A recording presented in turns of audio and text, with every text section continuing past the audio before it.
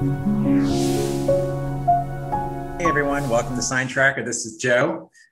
Before we get started, I wanted to ask a very important question. Because you sit here on these Zoom calls now, you log in like 5 minutes early, and all you get to do is stare at your own face. So the important question of the day is, are my glasses crooked or is my face crooked?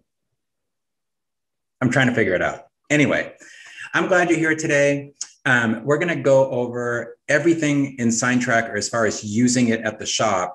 I'm going to try to skip some of the setup stuff because I do have Tuesday webinars at 2 o'clock Central Time where I go into in-depth using of the quoting system and setup. And then I do the same thing on Thursdays for job flow, so setting up tasks and all that stuff. Today, especially for newbies, or if you just want a refresher course, this is a great webinar to watch. In any case, just to give you a little background, I've owned a couple of sign shops over the past 20 something years, old sign dog here. I owned an electric sign shop. We had 60 employees, about 60,000 square foot plant. We pretty much did everything in-house. I mean, maybe with the exception of some digital printing, but for the most part, we did everything in-house, had a bunch of crane trucks and a couple of spray booths. I mean, it was just big. And then I sold that business and ended up working in sales at another sign shop, a creative sign shop, for a couple of years. And that was a lot of fun. And then started my own business again for about 5 years. And my kids took it over. So in the second business, we actually didn't build anything. We just focused all of our efforts on design and project management. So we lived in SignTracker. And SignTracker has actually been around for over 10 years. The first version of SignTracker was Excel and Access based, and that was pretty much the system I used at my bigger shop. We did sell those, but I ended up spending most of my time teaching sign guys how to run Excel, and it was a nightmare. So anyway, we, after I sold my business, we started SignTracker with some development partners, and it's been a nice slow growth, and we're glad that you're here. And any suggestions you might have or things that might be a little different in your workflow, would love to hear from you. Would also love to hear what brought you here. What are some of the problems you're having in your shop? Because to be honest with you, if we listen to you, we can develop SignTracker based on the problems that you're having. So that's our goal. And we're trying to keep it super simple and super affordable. Anyway, that's my spiel. I'm glad you're here. So let me share my screen here and we'll get going. Okay. So hopefully you guys can see my screen. SignTracker does have a dashboard, and on the dashboard, you can see an overview of all your jobs. Basically, this is the same stages of production that you'll set up in your job flow columns and on the job flow board. And you're able to see here things like, okay, well, in pre-production, looks like I have 8 jobs that are past due. Like, what the heck is going on? So things in pre-production might be creating production files. It might be if you do electric signs, waiting for permits, ordering materials, waiting for logos from a customer that were supposed to be vectorized and they're not.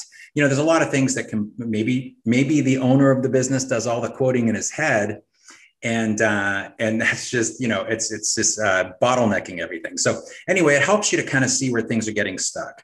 Also, whatever job that you're associated with, it's going to show up here in the job flow column. I mean, in the My Job section. Now, this is my demo account. So basically every job in the system shows up here for me because I'm associated to every single job.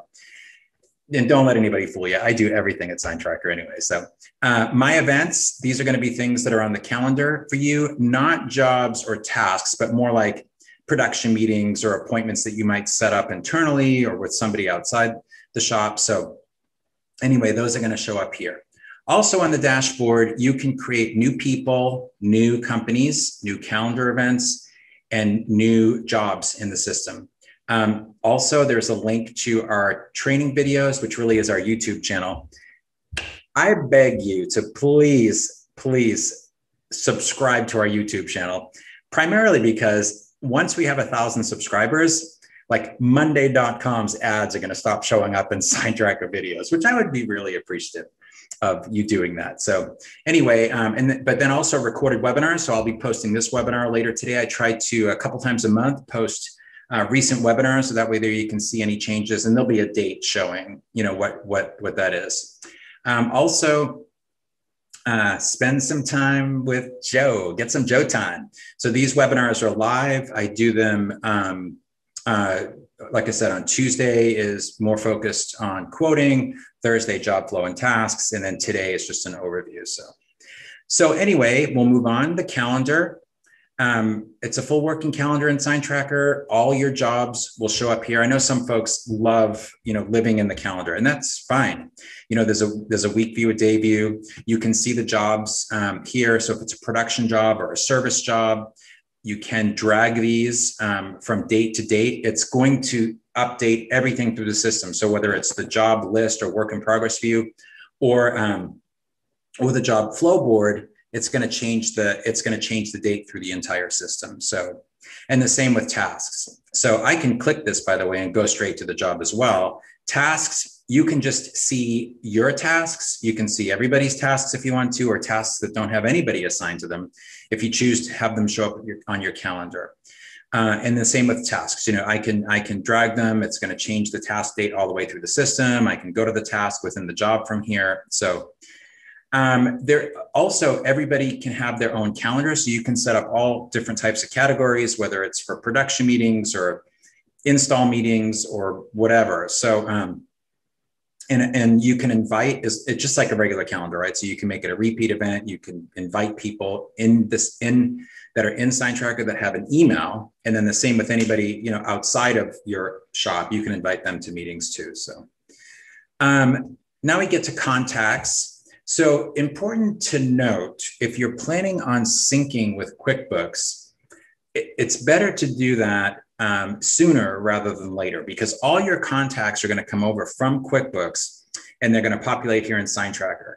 Now, when a new person calls, a new company calls, and you want to set up a new opportunity for them, you can do it here, but you don't have to do it here. You can do it when you're creating a new job, and I'll show you that in a second. One thing to note, though, in our contacts, the way it works is if you are setting up a new contact, so I'll go to this contact right here because I know there's a lot of jobs. So I can look at the company and I can say, okay, this is a new company, I set it up. And if I was to, edit this company, I could get in and enter multiple phone numbers and emails and all that stuff. But once the company is set up, then you start adding employees to the company. So this is great for if you have a sign shop that does a lot of work for architects, for example, or, school systems, and maybe, the billing address and the company, everything goes to one company, but you might have 4 or 5 different individuals that are ordering signs from you. So that's what this is for. And what happens is when you set up a job for the first time, you're going to be able to enter the company and then select which contact you're working with. And you can select multiple too. So anyway, and so you can see here that these are the jobs that I've done here with Jane, and you saw the list of jobs for the whole company. So, and then you can, if you're not syncing with QuickBooks and you have an Excel export, and you, excuse me, if you have an Excel, an Excel sheet with your contacts, you can import them too. So, and basically you can find that from the contact page. So there's upload links, and if for some reason none of the CSV files match what we have for an upload, it's not a problem because you'll see one in there that's just a blank. You can download it and copy and paste company, first name, last name, address, blah blah blah, and then do the import, and they'll all come in. So let's get to the job section of SignTracker, because this is really where you're going to spend the majority of your time. So for me, when I came to work in the morning, I would open up the job list view, which is this work in progress view. And the reason why this worked so well for me is because not only was I doing sales, but I was also doing a lot of project management too. So I would literally I would touch, 25, 30 jobs in the course of a day, whether it was making a note, calling a client, calling a vendor, attaching a file, going out to do a survey, whatever. So it was just easier for me to bounce from job to job here. The job flow board, absolutely love this view. And because we didn't actually technically manufacture anything at my last shop, we outsourced everything. We didn't have the need necessarily to have this up on a big board, but I know a lot of SignTracker customers love this view, love having it up on a big board in the shop. Everyone can just look up and see all the jobs that are in the different stages of production. So when you first, we'll talk about the job flow board now, and then we'll go back to the job lists and creating new jobs. When you do create a new job in SignTracker, so customer calls in, hey, Joe, I need a banner. Okay, great. You just go new job. It's going to open up the form, fill out the new job, associate it to the company, write a nice description, and associate it to a person. You can also tag it to who's selling it, who's dealing directly with the customer, and then who's managing it in the shop. Now, if you're a two-person shop, that's a no-brainer. You're it, man. You do everything. So you can associate them to yourself, or even skip that part, to be honest with you. But it is useful if you have, 5, 6, 7 employees, because then, if I'm a salesperson and I want to come in and go to the job list, for example, and sort out all my jobs and look at all my opportunities, then it's pretty easy for me to do that. So when you create a job for the first time, and I think when you open SignTracker for the first time too, by the way, it's going to be open bid, pre-production, production, install, delivery, and closeout. And those were the stages that we used at my bigger shop. And we would, we basically had those old IKEA carts, and they had, hanging files. And I would literally move folders from one to the next, to the next, to the next. And so that's kind of how we, organized our stages of production. And then on the folder, on the, front of the folder, we had task checklists, But when you start a brand new job in SignTracker, it's going to go immediately to the first spot in the first column. So on my demo account here, I changed it to opportunity because it seems like a lot of sign shops relate to that better, and that's fine. You can double click these. You can change the name. You can hit the little 3 dots here, and you can insert a column afterwards. And so basically, you just I'll just do a little quick test one for you so you can see. And it's going to insert the column. And then, as soon as you start dragging jobs into it, it's going to start counting them. So I'll delete this one since we don't need it. But that's pretty much how you add columns. You can add as many as you want. So whatever your workflow is, if you want to be, just pretty strict, like, hey, this is a stage of production. It goes from opportunity to design to quote, to pending approval, pre-production, production, or you might, set up your job flow columns by, hey, this is my printer number 1. This is my router number 1. This is my paint, booth or whatever.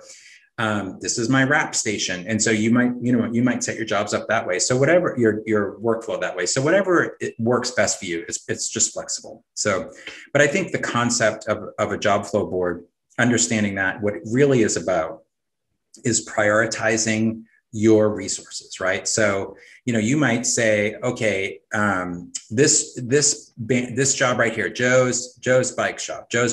He's got, there's 2 of them in here. And this guy is great. Joe's great. Joe is great. Joe's great. And he always pays his bills on time. Love this guy. So you know what? We're going to knock these 2 out before we knock this one out. And so maybe that's a way of prioritizing by client.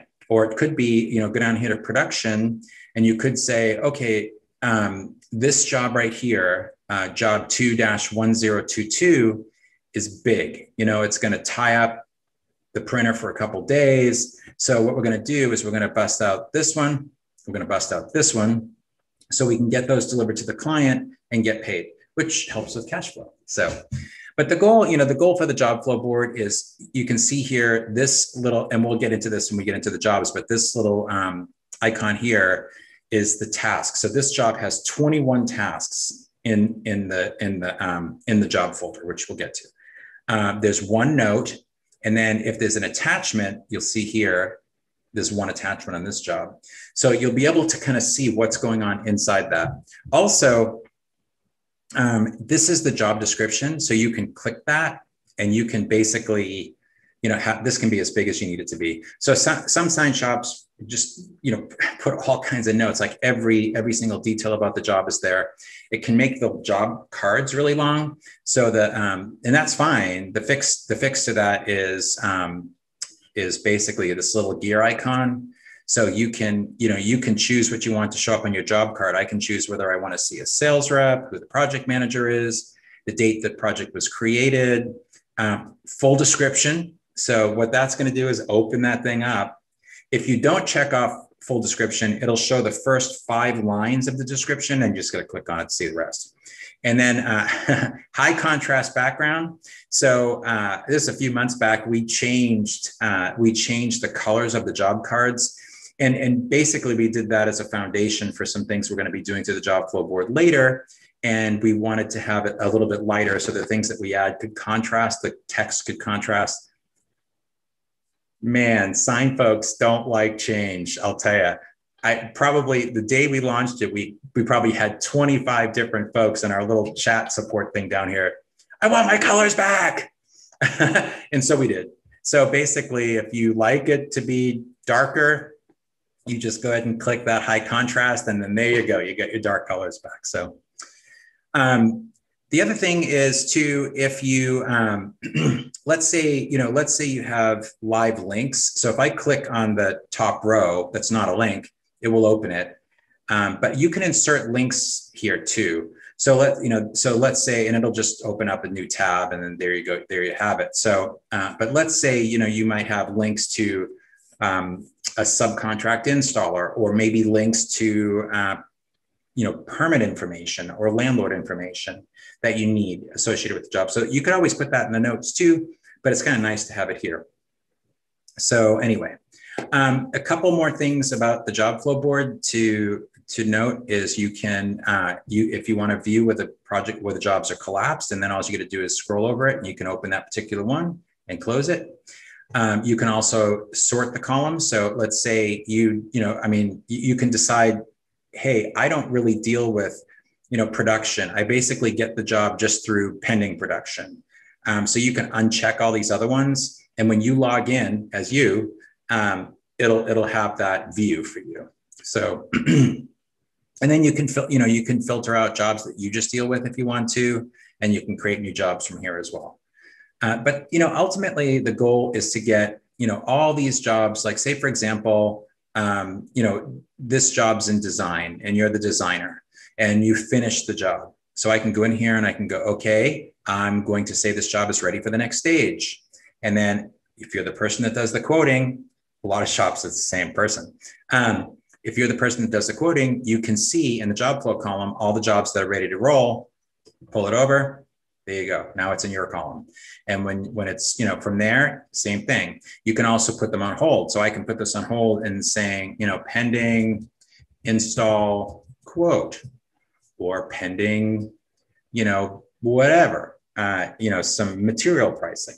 So, the idea here is it's blocked in this stage until you physically unblock it and then move it over. So, but again, the goal is to get everything down to the closeout stage. So once it's down here, ideally, 18 tasks of 19 tasks will be completed. The 19th task will be collect the final balance. So at our shop, my daughter was actually grew up in sign shops, poor thing. So she's also an accountant, but she would say invoice, today is 5/19, and then she'd save it, and then it would block it. So when we had our production meetings, she was the only one that could take it off here and in there, meaning the customer paid, everybody's happy, and there you go. As far as the archives go, you're going to see the last 10 jobs that you archive are going to be in here.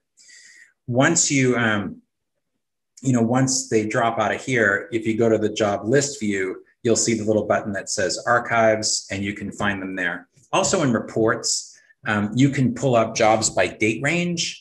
And so, and you can sort them out by person of managing them or selling them or whatever. So that's another way to find archive jobs. But they're always there. And what's nice about them is even if that's the thing is about creating a job, and you say, well, we don't really create jobs, until the customer actually buys it. So it's just a little semantics thing. But if you create a new job card and do your quoting and get the logo from the customer, or do a survey, or make some notes, whatever you got to do, create generate the contracts. If you don't get the job, you just move it to archive, and then if for some reason, 6 months from now, the ding dong that didn't buy the sign from you wakes up and realizes the error of his ways, and he comes crawling back begging for forgiveness, you have all the information there. You can either pull it out of archive or clone it. And when you clone a job, you can, I think it'll let me do it from here. Let's see. I think you have to actually do it inside the job or on the job list view, but you can clone it, and you can clone the tasks, the quotes, the notes, and everything. So, and it'll give it a new job number. But so that's the job flow board, and it's a great way to keep track and not let things fall through the crack. The other thing is, this is a habit. So, you're going to have to try to work on it if you don't already do it. Some sign shops, man, put me to shame, right? Like they have production meetings every single morning. If you are one of them, kudos, good for you. I was never that good. But we would have our production meetings on Monday after lunch. And that worked great for us because, it would give us a chance to, start the dumpster fire on Mondays, get everything going, get everyone lined up, get everything, the craziness of Mondays, and get ahead of everything, and then have lunch. And then right after lunch on Mondays, we would have like the mother of all production meetings. So we would literally go through every single job card, and some of them might've been just like, hey, this is on track. And that was it. We'd move on to the next one, but we really tried to touch every single open job. And then again on Thursday mornings, give us time to get a little coffee, and then we would, we would have not quite the crazy meeting of Monday. It was more of a stand-up meeting, we would call it, and then we would kind of touch the jobs, the problem jobs, right? Like why is this in this stage and it's past due? Why is this pending material pricing still on hold when the due date's creeping up on us? So those are the kinds of things we looked at on Thursday. So anyway, that's the job flow board. So let's go to our job list really fast.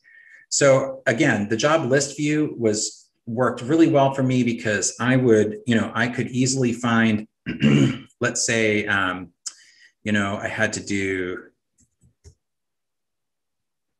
work on this particular job, so I could click the job, and it would open up the job folder. So this is the job card. It's the same thing, except that it's the expanded version where you actually do stuff.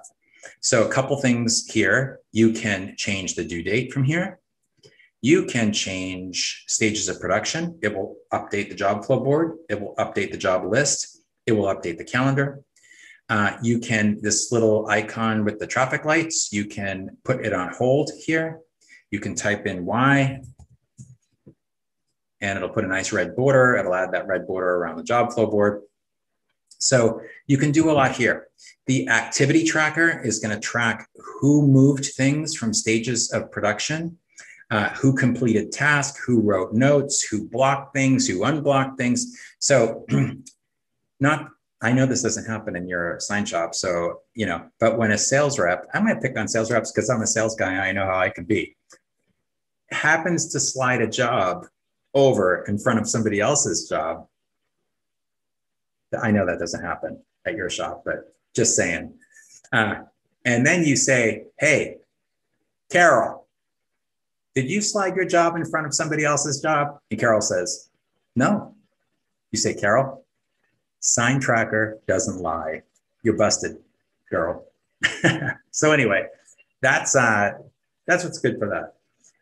But you can also unblock things from here. And so tasks. So I lived in tasks, and on the job list view and the task list view, those are the two tabs I kept open all the time.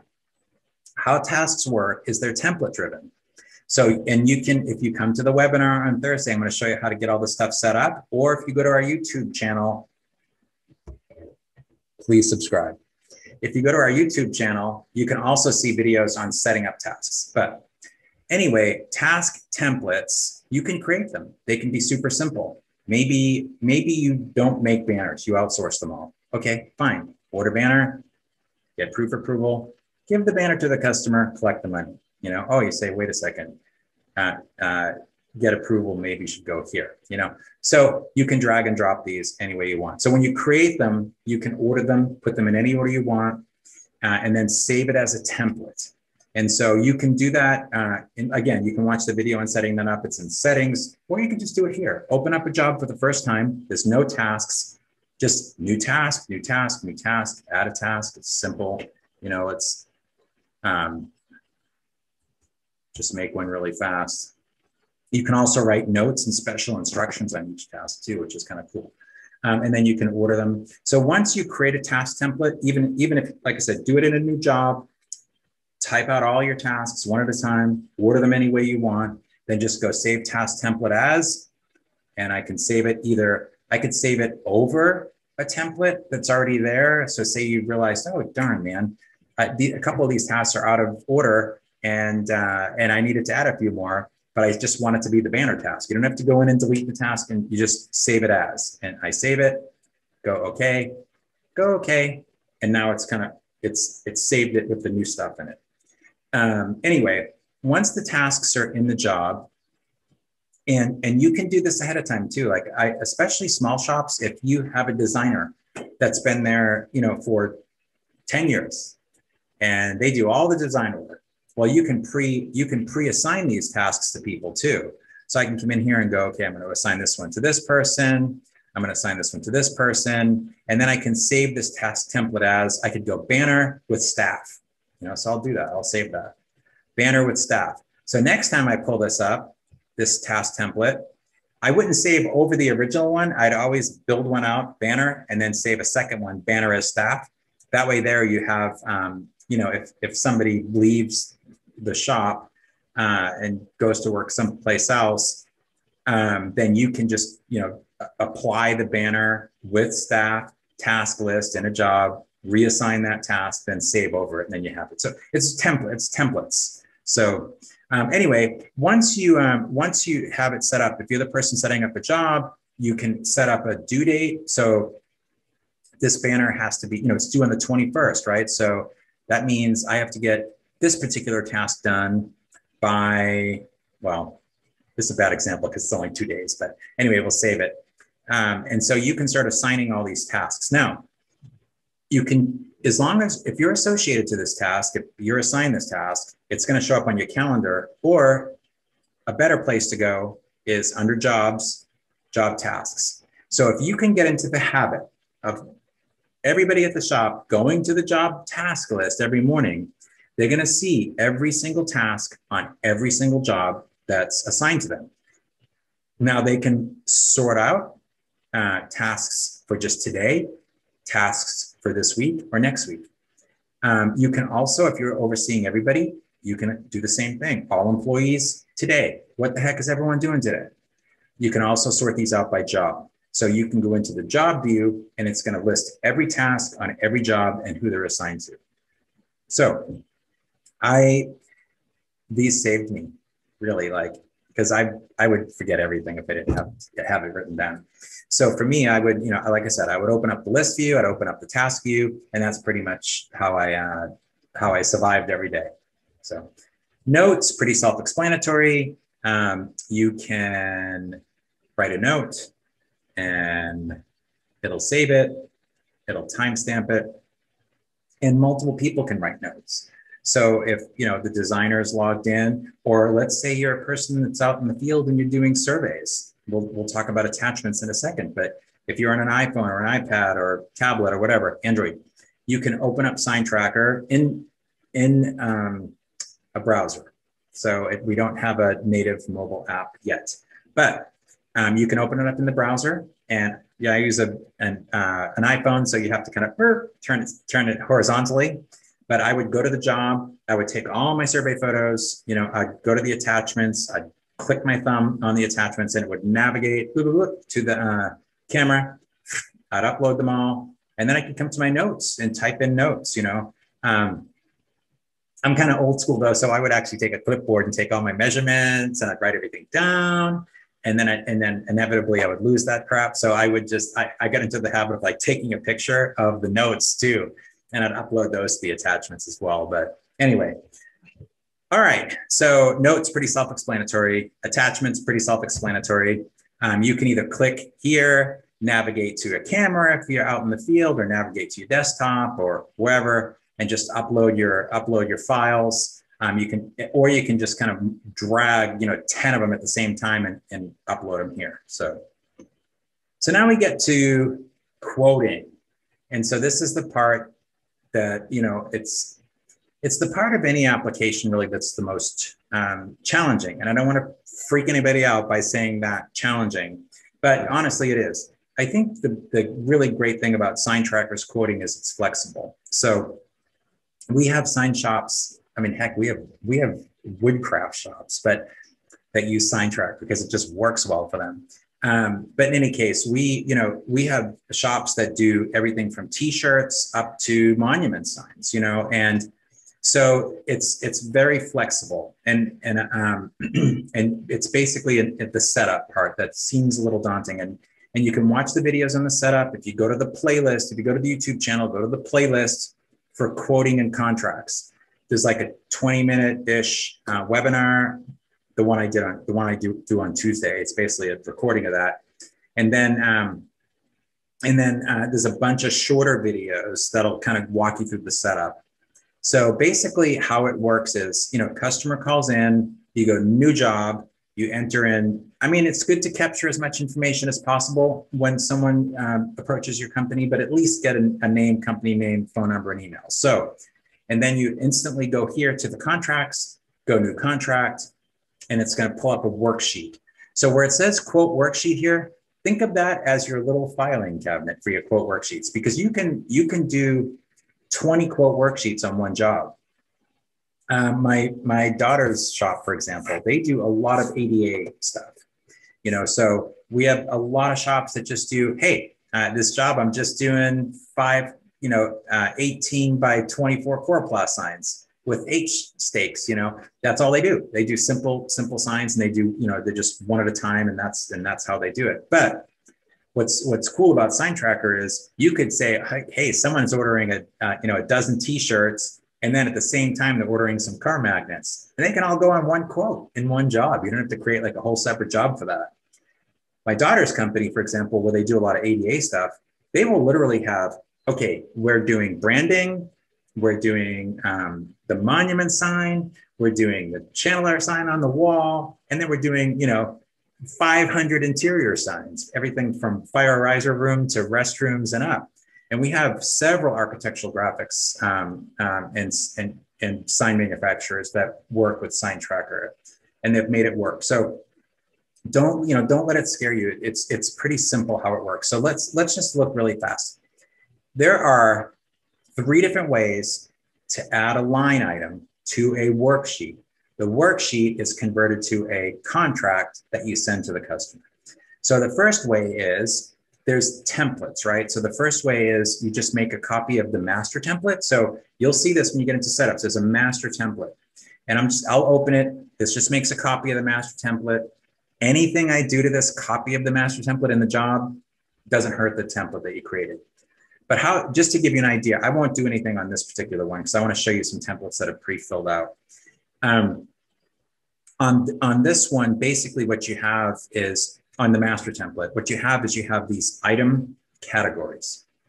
And then you have what you want to be prioritized in the drop-down menus. So you could say, I want the materials to show up first. And I enter my materials into SignTracker at what my dealer charges me. So if I pay $125 for a sheet of acrylic or aluminum or whatever, that's my cost. And then I have, when you're setting up your template and you're setting up your item categories, I have a minimum of 50% markup. It's probably more than that on materials, to be honest with you. And when you're setting up materials, you will see materials work a little different than the other things. There's actually another little area when you're setting up materials to add an additional markup before it even gets into a quote. to cover things like waste. You know, if you're routing stuff and you have everything nested, no matter how you cut the cake, you're still going to drop 10% of that sheet, you know. But anyway, so, you know, you might have a 50% markup on materials. Now, inside of a job, because it doesn't hurt the template you create, you could always add more. You could add a bigger markup. Labor rate, same thing. Now, this is where SignTracker gets pretty cool, because I can have a 50% markup for all the materials, and I can have a 0% markup for the labor. And you might say, well, why the heck would you want that? Because a lot of sign shops don't have that many labor categories, right? They might have a shop rate, a field rate. That's it. $100 an hour on the shop, $150 an hour on the field. And I would rather just enter those two things in, what I charge the customer. I don't want to have to try to calculate, you know, my labor burden and all that stuff. However, I will say that I have a pretty neat little labor calculator. It's Excel based. One of these days, we should probably just build this into SignTracker. But anyway, if you shoot me an email, joe@sign-tracker.com, I will gladly email that to you with a bunch of other crap. Task lists too, by the way. I have a pretty good Excel spreadsheet of some task lists of different types of jobs. I'm happy to send that to you as well. But, you know, you might say, well, I would rather just enter my labor rates in at my retail rate and not have to worry about that. And most quoting applications, they don't allow that, right? So it's, you enter in your labor rate, your material rates, and you have a markup of 65%. Where with us, you can change the rates per category. Same with formula items. So what are formula items? They're the special child in the sign industry, right? I charge $5 a square foot for a banner. I charge, you know, and the formula items are the same thing. You know, you could have, you can enter them all in, and there's like 25 of them preloaded. You can delete them all. You can hide them all and enter your own stuff in. Matter of fact,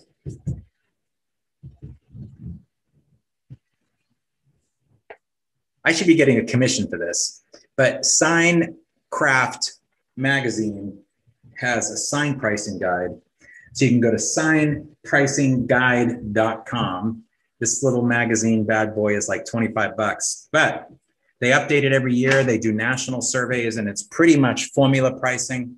You know, and, you know, formula pricing, I mean, we all use it. I mean, I used it at my shop too, right? A couple things I would recommend.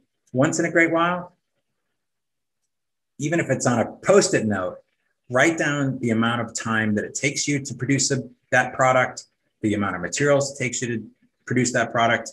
And if it costs you $100 to produce, you know, a 4x8 banner, then you just divide it by 32, and then there you go. There's your square footage pricing cost, and then you can put your markup on top of that. The other good way to do it too, and it's not a bad idea to establish yourself with some wholesalers. It allows you to grow your business without having to expand the size of your footprint, the shop size or the staff size. But if you, and even if your margin's a little less, it's still great because you don't have to produce it. But sometimes it might be a good idea to order, hey, I'm going to order a set of channel letters from, let's say, Direct Sign Wholesale or a local channel letter manufacturer that does wholesale work. And you can, you know, divide the upright inch, right? So if it's, you got your sidewalls, you got your LEDs, you got whatever, and, you know, they send you the letters and it's $2,000, well, then you can divide those upright inches. And then it kind of gives you a rough idea of what your upright inch price could be for channel letters or square footage for cabinets. Yeah. So anyway, it's a good way. It's a good way. First of all, you should have relationships with wholesalers anyway. And it's a good way to kind of test your pricing, test your formula pricing, and make sure you're not undercutting yourself. I added this category for special order items, and I don't have anything that's prioritized in the drop-down menu because I'm just going to click here and type ahead and type whatever I want. Banner stand, blah, blah, blah. So you can enter things in on the fly. And then again, you can change the markup. It's not going to hurt the template you created. So, you know, then you have, you know, you can put commissions in or rush charges by percentage or dollar amount. You can create discounts, which will just basically discount each of these categories evenly. So by dollar amount, or again, by percentage. Extras, you can leave it blank and don't worry about it. You can see it over here, extras, it says 0. At our sign shop, you know, and this just worked for us. So if it works for you, great. If it doesn't, skip it. But For extras, I would do things like permits, surveys, engineering, those sorts of things. Because, you know, if the sign was $5,000 and then I added another $1,000 worth of, you know, permits and acquisition fees, and then, you know, the client's like, oh man, this is so expensive. I said, look, the sign's $5,000, but I can't help it if the city charges $1,000 for all this other stuff. So it kind of kept the sign price at the sign price. Taxes, again, if you're syncing with QuickBooks, online or desktop version, it's a good idea to bring your taxes over. Well, they'll come over when you do the syncing. So, but if you're going to do it, it'd be better to do it sooner rather than later. And then description. So if I was just using a copy of this master template to type something on the fly, I'd type whatever I wanted to, notes and details. The customer doesn't see that. So you could type things like, you know, if you had a special part or something like that, or anything you wanted to remember about this quote, if you were coming back to it in a year. Worksheet, name, you can name it whatever you want, then you save it. So I'm not going to save this one. It would have just added a line item here, but I wanted to show you, this is where the magic happens. So you got to get all those numbers out of your head and into SignTracker, because this is where, you know, basically if you set these up right, anybody can do a quote, especially for the simple stuff, right? I mean, obviously if it's very custom and you guys do a lot of custom fabrication, but if you, if you sell a lot of 4x8 banners, 5x8, 10 banners, 18x24 coroplast, 24x36 coroplast, 4x8 site signs, 5x10 site signs, those things that are, single-sided, double-sided. I mean, you can create these templates for these different types of products.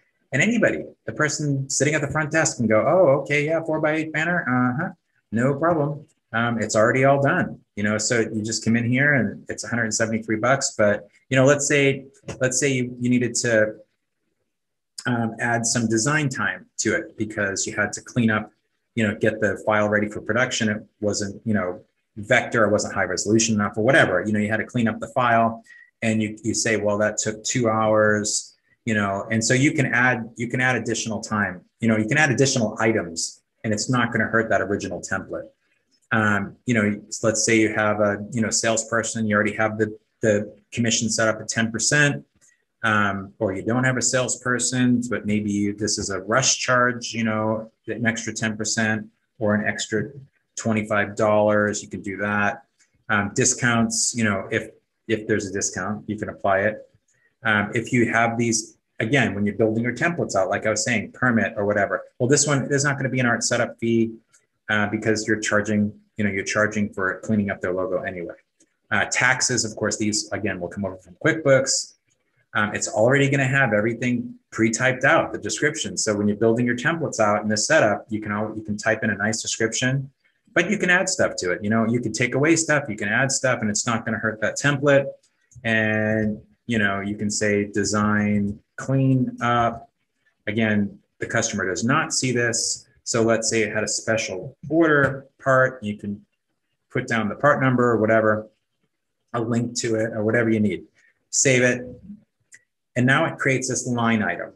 And so you can do as many as you want. So you get your 4x8 banner. I can add another one for coroplast signs, car magnets, whatever. The templates, that's what this is all about. It really is going to make your quoting go much faster.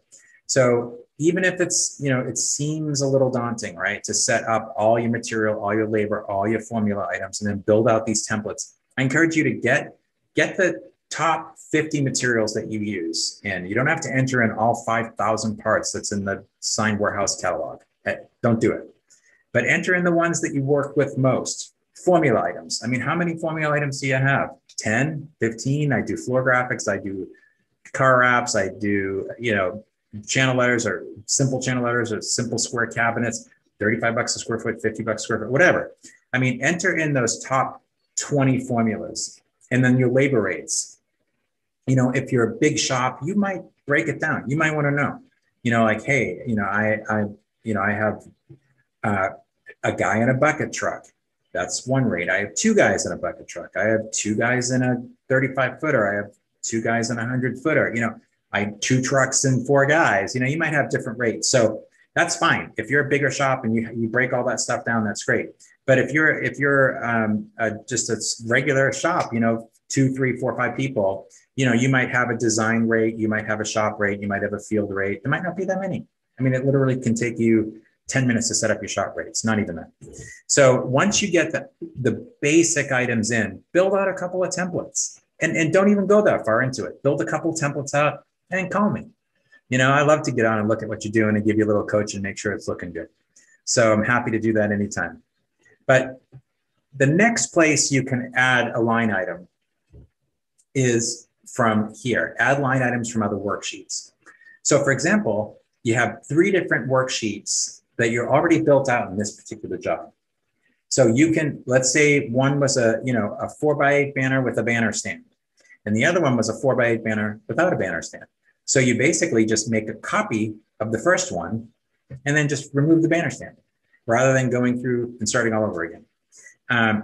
The other thing that's really cool is you can find templates now from other jobs. So let's say I have 2. Here's this job. So now I did this custom cabinet job, or I did this custom floor graphic job. It's super cool. And this customer wants the same thing, but it was a little tricky because we had to do blah, blah, blah, blah, blah. So you can find that old quote from another job, clone it, and it's going to add it to your worksheet. So let's just pick one. We'll pick any one of these. We'll clone it, and it just makes a copy of it. That's it. And apparently this is a $17,000 metal panel. Sweet. You can make any changes you want to it. You can, change the tax rates. You can do whatever, you can add more description, and it just makes a copy of it from whatever job this was from and adds it to your line item. So this is pretty cool because your $300 banner job is now a $17,568.61 job. Woohoo. But anyway, you get the idea. And then once you've created your worksheet, you save it, and it creates a contract that you send off to the customer. So there's a couple things, full transparency, because we're growing with you. We don't have a customer approval portal. I get the question a lot. It's on our list, I promise. If you happen to know anybody that a developer that wants to volunteer his time for a month, that'd be awesome. All joking aside, though, we are prioritizing that development, so it will happen. But so in the meantime, you do have to download this contract as a PDF and then send it off to the customer. Also, I should point out too, show itemization. So if you do a lot of service type work and you really have to break out material and labor in detail, you can do that by showing itemization. Once this is sent to the customer, you mark it as pending. Once the customer approves it, you mark it as approved. And then what happens here, if this is my demo account, so I don't have it, but what happens here is a link's going to pop up that says send to QuickBooks or generate invoice. I don't look at that enough, so I should probably know. I think it's create invoice. So you just click it, and then what it's going to do, it's going to open up a little dialog box, and you can match these line items to whatever the sales categories are in QuickBooks so that it keeps track of all that. And it's going to send this over in its entirety to QuickBooks, automatically generate an invoice for you underneath this customer's history. Now, what's cool about that is, let's say it's a brand new customer in SignTracker and they're not in QuickBooks yet. That's okay, because it's going to take all this new customer information, it's going to put it into QuickBooks, it's going to generate a new customer in QuickBooks for you, and then it will generate the invoice for you. And then out of QuickBooks is where you're going to do your billing. It's where you're going to receive payments. It's where you're going to, send deposit receipts. You're going to do all the accounting in QuickBooks. So SignTracker does everything for a job all the way up to the invoice. The invoice is done in QuickBooks. So, also, I guess, there's forms and sign templates. I just recommend opening those things and click them like crazy and check them out. There's a couple little videos you can watch that just show you how to save them and that sort of stuff. It's all under the and on the YouTube channel. But I don't want to keep you too much longer because we've been chatting for an hour now. So, but anyway, guys, thank you so much for spending time with me today. We are really appreciative of you being part of the SignTracker community. we are committed to growing with you. And so in our little chat tool here, if you could please, say hello anytime. And if you have any ideas about the app or what would make your life just a little bit easier, we're all ears. And we always love hearing what brought you here too. Oh my God, man, the pile on my desk is a poop storm, fine. We want to hear it. We want to hear what is causing you the most pain, because then we can develop this application around that. Anyway, guys, take good care. Thanks for spending time with me. My email address is joe@sign-tracker, tracker.com. And same as the marketing site, just joe@. And our phone number is 866-925-5527. You can find that on the website as well. We're here. Take care. Bye. Thanks so much for checking out SignTracker, and be sure to like us on Facebook and follow us on YouTube.